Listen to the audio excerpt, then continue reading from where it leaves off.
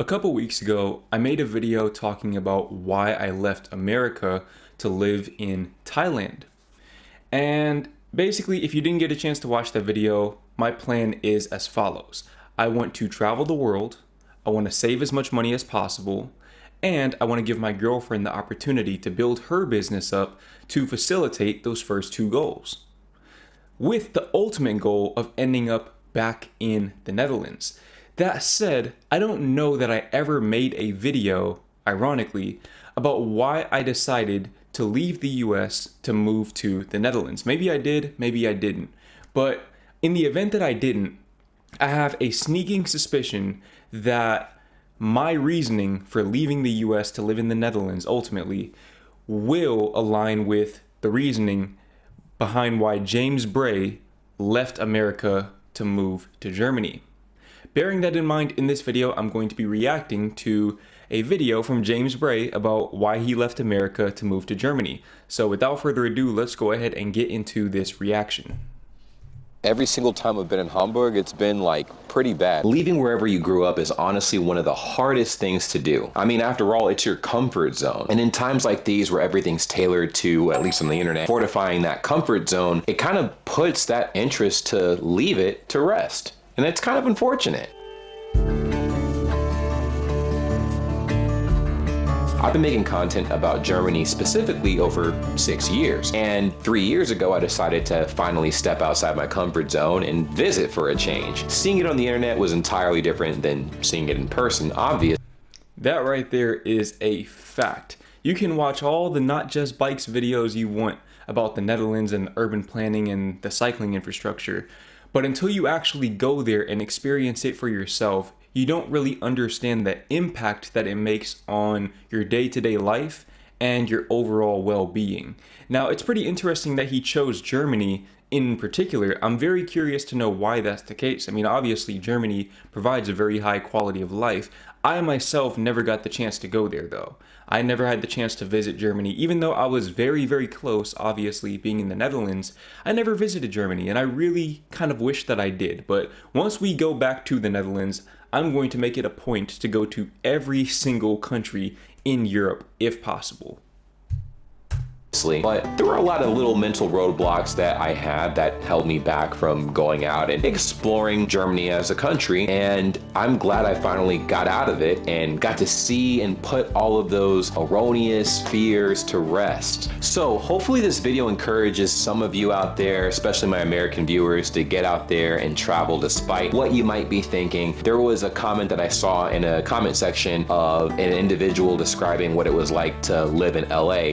People said that, you know, anybody from America will travel to Detroit, Chicago, New York City, and dangerous neighborhoods, but when you mention traveling outside the country, they always mention how dangerous it is, which is so ironic because that's very ironic, and it's very, very true. People will go to these places in spite of all the things they hear about them. And yet when it comes to going overseas, it's like the concept of just being in a different country or on a different continent is intrinsically dangerous to people, but it's literally the exact opposite. I never felt safer in my whole entire life than I did when I was in the Netherlands. Literally never. And that was a country where I didn't speak the language. I wasn't familiar with the environment. There was never a point at all in my 14 months in the Netherlands that I felt unsafe.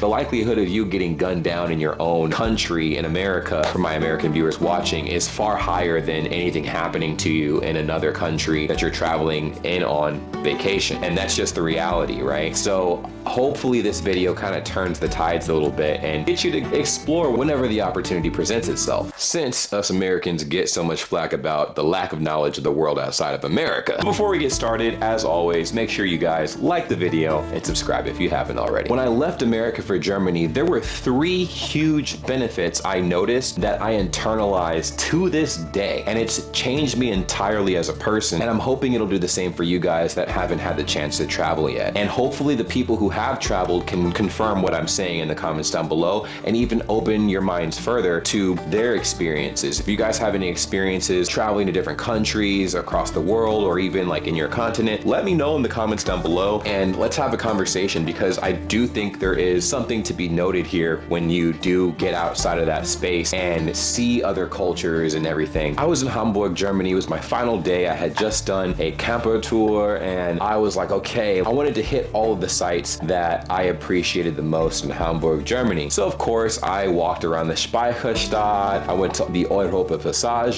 There was a burger place in there. Hold on really quick. His pronunciation, and I don't speak a lick of German, his pronunciation seems like it's on point, at least from the outside looking in. If you're German, let me know if his pronunciation is as good as I think it is.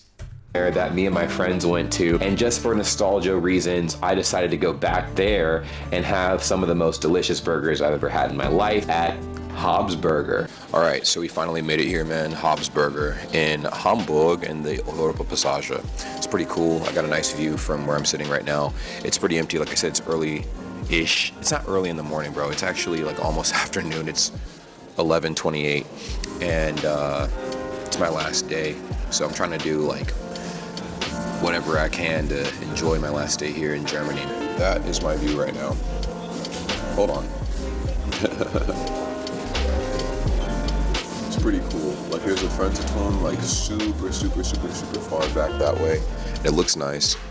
And then if you look down, like that's pretty much the hub of everything. Wait, hold on real quick. Look That way. It looks nice. at how And then if you look down, like that's lively it is in Europe.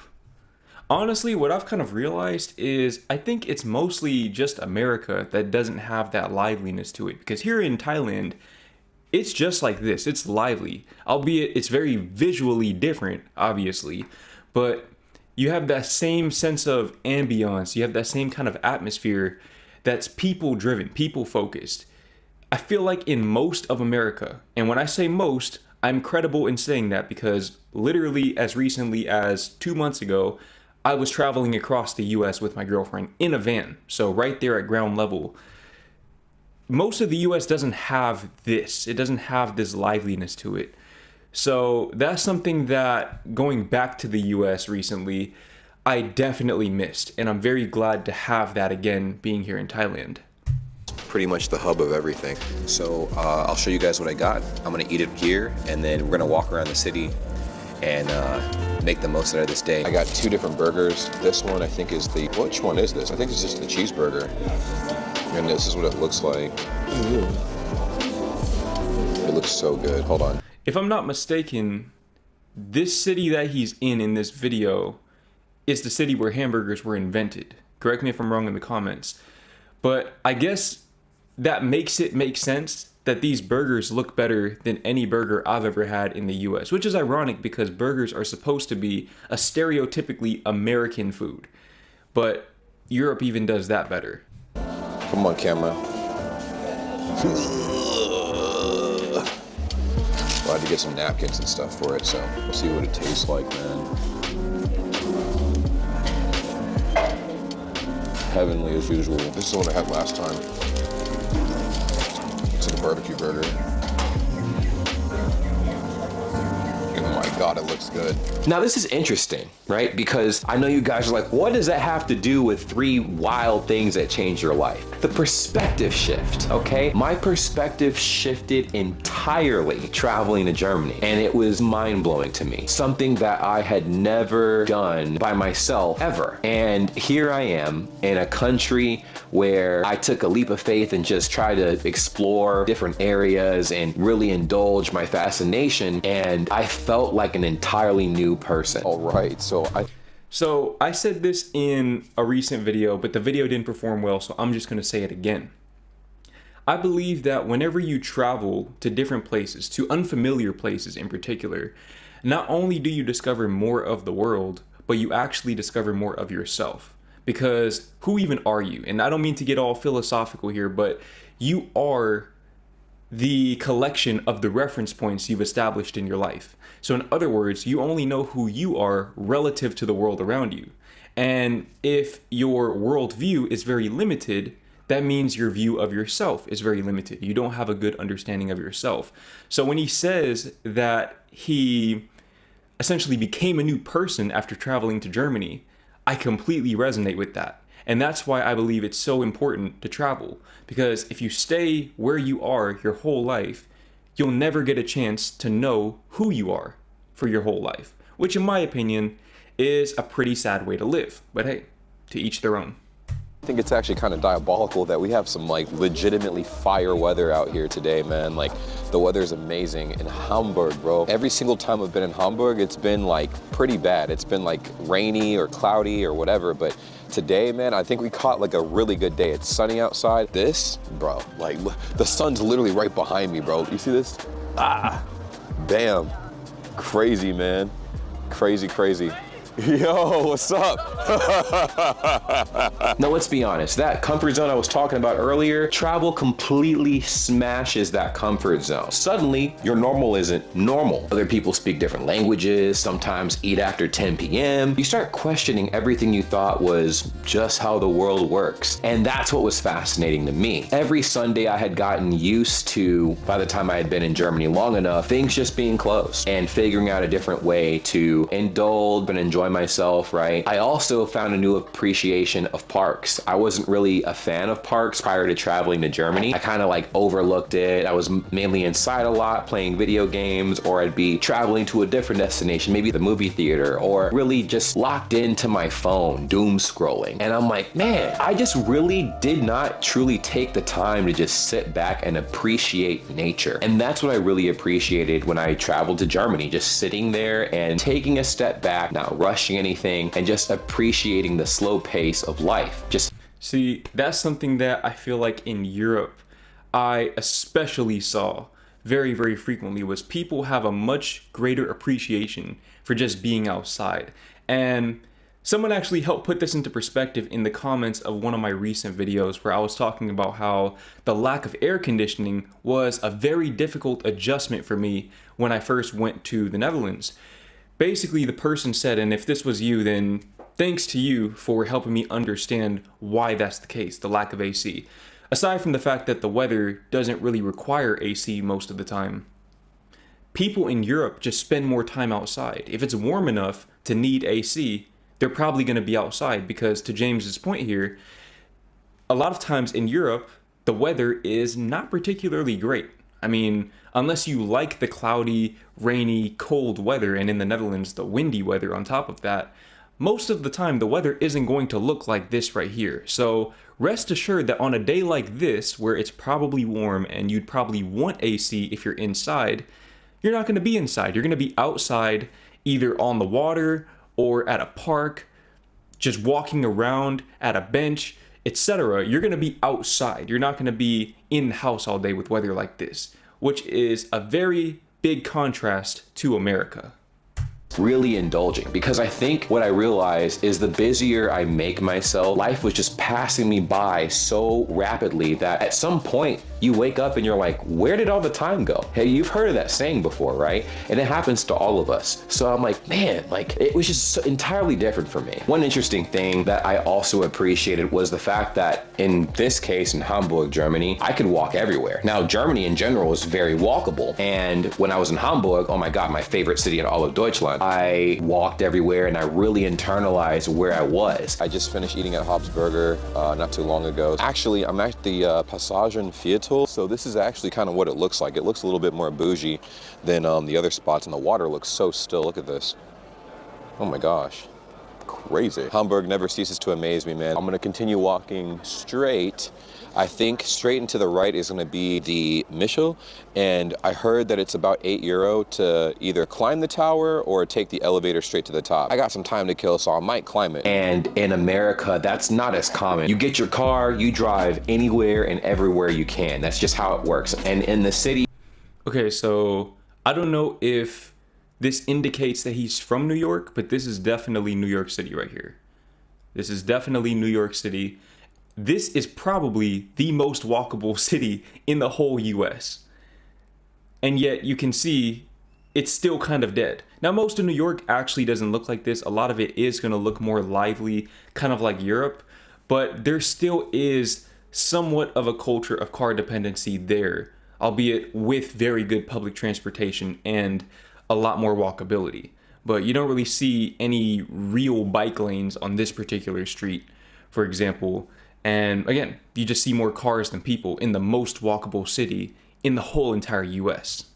Yes, it's better to take public transportation for the 3 big cities in the United States, but everywhere else, it's mainly car heavy. You need to have a car to navigate. But walking around did 2 things for me. A, I was losing weight quick as heck. And B, again, I got to see things I wasn't normally paying attention to. Okay, so we're actually in the St. Michael Church in Hamburg. I got my ticket. It's a combi ticket. So actually, if you look at the outside, there is the staircase to go down to the crypt. And then over here, there's a staircase to go up. And this is my point exactly. Had I been driving around or whatever in a car, I would have completely missed this epic gem. The St. Michel was something that a lot of you guys told me to check out, and I finally got to climb up these stairs. Oh my God, guys, this was no joke. I mean, there were a lot of stairs to get to the top, but it was worth it. One thing that I definitely noticed with this tower in comparison to the other towers I had climbed in Deutschland was this had a lot of steel beams that fortified the structure. The other towers that I had climbed had more cement and wood, so I just felt safer climbing this, and I might have been just as safe in the other towers, but it was the aesthetic that did it for me. What I love about climbing these towers is like, just when you think you're close, there's like 100 more stairs, man. It's crazy. I think this is it for real this time. Oop.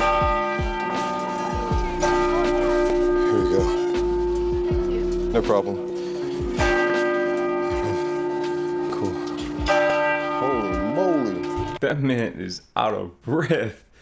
Man, I can only imagine climbing up those stairs like that. I'm in pretty good shape, but stuff like that absolutely kills me. Shout out to him for actually taking the hardest path there, because I would have definitely taken the elevator. Yeah, this is tall as hell, man. Holy shit. Look at what I'm looking at right now. Well, that's the bell. This right here is, you see that? Oh, what?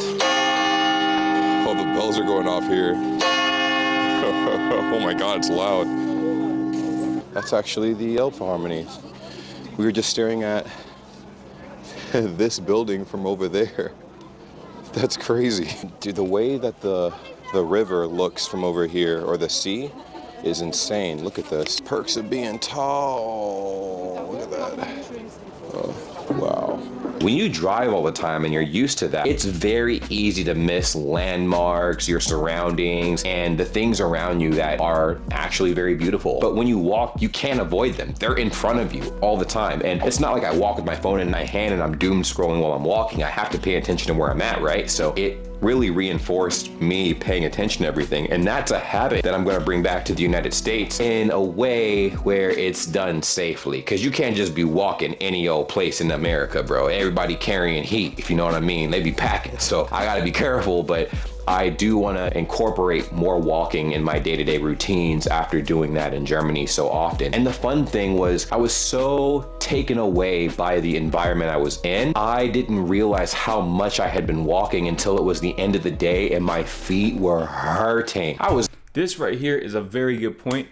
I feel like in America, even if you have the mentality to try to walk places, the distances feel a lot different because there's so much empty space. So walking 1 kilometer in America feels a lot further than walking 1 kilometer in Europe, because you have so much more within that kilometer that it warps your perception of the distance you're traveling. I don't know if that actually makes sense, but if you've been to America and tried walking there or walking similar distances as you would in Europe, you know exactly what I'm talking about. Getting 30,000 to 60,000 steps in because I just wouldn't stop walking. Especially here at the St. Michel, because this was my final day in Hamburg, Germany. My final day in Germany in general, and I had to see all of the historical markings and memorabilia inside the tower. So many of you guys have told me about this and I needed to see it for myself, but what was really interesting is seeing how this building was constructed and whatnot. I mean, it was built at one point and basically destroyed and rebuilt from what I saw, and it was remarkable, like what it started off as and what it turned into, right? When it was reconstructed, it turned into almost like a better version of what it originally looked like. Now, I do understand it's a controversial statement because people do love the original build of this building, but I love what it looks like now, honestly. But that wasn't the end of this trip. I literally went to the crypt of the Saint Michel, and that in itself was an absolute experience. I think these are literally like different pieces of the building, like this, for instance, which is really cool. Dude, this is amazing. It's kind of low. This is like the top of the ceiling, and this is where my head is. If you look over here, these are Ihre Spende für die Michelitiker. Yeah, I think it's pretty much donations. These are donations. It's pretty cool. The reason why these pillars are lit up the way they are is they have, I think, like lights and a little bit of candles in some of them as well. Oh, wow. Take a look at this. We have a lot of older objects here from like a long time ago. This is from like 1900 and stuff, right? Beautiful, beautiful, beautiful. You can just see you can admire the detail put into this this piece right here. It looks like a crest almost. It might honestly be a crest. And this looks like baby clothes. My German friends that were with me were getting tired, bro. But this particular day that I was in Hamburg, Germany, it was just me by myself, truly just enjoying my surroundings and really taking everything in. Let me know if you've ever had a moment like that where you were able to just sit back, relax, and truly just enjoy yourself. I know my European audience probably can relate more to this. Even my American audience, were there times when you traveled, you were able to just like sit back and go like, wow, I don't have to be in a rush for anything. I can just sit back and unwind. Another thing I noticed when traveling to Germany was, Honestly, I struggle with that. I do still struggle with that. As he was saying that, I was trying to think of the last time I had a moment like that where I literally just completely surrendered to the present moment without thinking about work or any other obligations that I had. And I will say, here in Thailand, getting in the pool with my girlfriend, that kind of provides me with moments that are close to that. But I feel like in the back of my mind, I do always have some sort of task or obligation there. And that's something I definitely need to work on. And I feel like Europeans in particular are much, much better at tapping into that state of absolute presence than Americans are, or at least Americans like myself. is the impact on cultural intelligence that it had on me. I was like, whoa, I mean, that was huge, especially considering that prior to traveling to Germany and anywhere else for that matter, my cultural intelligence was minimal. I thought I knew everything about everything because I'm like, okay, I grew up in Chicago. It's an international hub. You have all kinds of cultures traveling from far and wide to try to visit the city and stuff like that. So I was used to seeing people of different backgrounds and ethnicities and cultures, or so I thought. People visiting, right, is just a micro glimpse of what they actually have in their country. So going to other countries really got me to see and expose me to different types of ways of life and things. Exactly. I saw a few comments on at least one of my recent videos where people were saying that it's inexcusable that Americans lack cultural intelligence because America is a country of immigrants. But I didn't actually take the time to respond to those comments and try to explain myself and argue or whatever. But let me just break this down really quickly. I mean, he kind of already did, but just to add on to what he's saying, us having access to people from different countries but not having the cultural intelligence makes sense in the same way that us being descendants of immigrants but not being from those countries or not being able to claim those countries also makes sense. So in other words, if someone is Irish 3 generations removed, they're American. And in the same way, that person coming in contact with an Irish person in America is not the same as that person going to Ireland. It's a completely different depth of exposure. So I love that he said that. and whatnot. And I think that really enhanced my perception of cultural intelligence. It enhanced it a lot. And I'm pretty sure you guys that have been watching me for a while have gotten to witness the evolution of myself through my videos over the last few years after I finally got off my ass and hopped on a plane and made vlogs in Germany. Let's be honest, travel makes you less ignorant and way more interesting. You learn to read different social cues around cultures, appreciate nuance, and avoid saying dumb stuff like, wait, what do you mean the entire country shuts down in August? Something that took me back, and I touched on this already, was America is very different in that businesses are open 24/7. And I took my defaultism with me because I'm like, if businesses are open 24/7 in America, they gotta be open 24/7 in the entire world. That was not the case when I traveled to Germany. I was like, wait a minute, hold on. Why aren't these places open at all hours of the night? Because for those that don't know, outside of YouTube, my primary job, I work the graveyard shift. That's 11 p.m. at night to 7 a.m. in the morning. And on my off time, I'm awake during those hours. So I'm like, okay, like it would be optimal for me to shop while everybody else is sleeping. There's not that many people out, whatever, but people gotta sleep. People with normal schedules, everybody gotta sleep. That's a thing. But I thought to myself, a 24/7 open store is very considerate for people who work every type of working schedule, but it's not entirely considerate to the employees. Another thing people like to talk about too.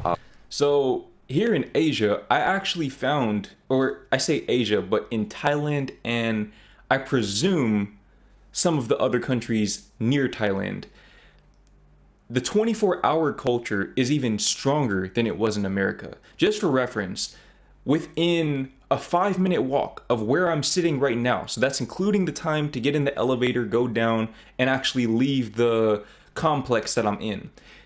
Within a 5-minute walk from where I'm sitting, I can be at 2 different stores that are open 24 hours and a laundromat that's open 24 hours. I hope I didn't just reveal too much about my location, but honestly, that's such a common thing here in Thailand that probably every place has that, because there are so many 24-hour stores that for night owls like myself, people who wake up at 4 o'clock in the afternoon and sleep at 6 or 8 a.m. like I do, it's never an issue of getting to the store on time. That doesn't exist because the stores are open 24 hours, which is very convenient. But to his point, for the employees, I imagine that it is a little bit rough, unless they're night owls like me. Because when I worked at jobs, I much preferred working those graveyard night shifts. But I also understand that most people don't. So that's something that I'm honestly still on the fence about, because from a personal convenience standpoint, and even just from a night owl standpoint, understanding that some people want to work those shifts because they're less busy and they're just generally easier shifts to work and they like being up at that time, that is a good thing. But then on the other hand, for the majority of people, it's not a good thing. But that definitely caught me off balance when I moved to the Netherlands, for sure. Probably one of the biggest culture shocks I had. In this case, this is just in Germany, because I do know other Europeans from other countries that have traveled to Germany have also, noted this very same thing, which is the staring, quote unquote, problem in Germany, where people stare at you a lot. For me, I actually wound up picking up on the habit myself. I stare at people a lot now. I used to be a little bit afraid to stare at people because Chicago, that'll get you shot and killed. I realized, oh, okay, like it is okay to be observant and to stare, but not in a way that feels like you're invading someone's space and making them feel uncomfortable. People watching's cool, but you gotta do it with some taste. You know what I'm saying? You gotta, hit them with one of these, like, and not stare into their soul. I was raised, though, under the principle that staring was disrespectful. It was a form of judgment that made people feel uncomfortable. And in a lot of cultures, that is a thing. But in Germany, it didn't seem like that at all. People actually were locking in. However, to his point about Chicago, there are a lot of places in the US that if you are there, you should not stare. Don't go around the US, and I'm just going to assume that you probably don't have any intentions of visiting the US anytime soon. But if for whatever reason you find yourself there, do not take that habit with you to America, because that will get you into some serious shit. I'm talking about you can end up in a very bad situation, a very tragic situation behind that habit. That's something that I noticed when I went to Switzerland. was that people just seemed to stare at me. I was like, damn, why are these people looking at me? And it wasn't a situation where maybe they're staring at me and then we make eye contact and then they give me one of the head nods or they wave or smile at me or something like that. No, they just kept looking. And I was like, bro, why are these people looking at me like this? But it's just a cultural difference. And as long as there's no offense intended behind the habit, then hey, it's not that big of a deal.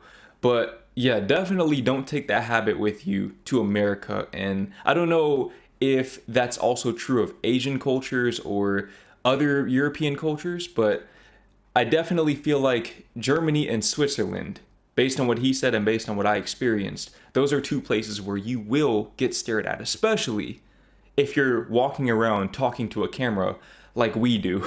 But I digress. They could.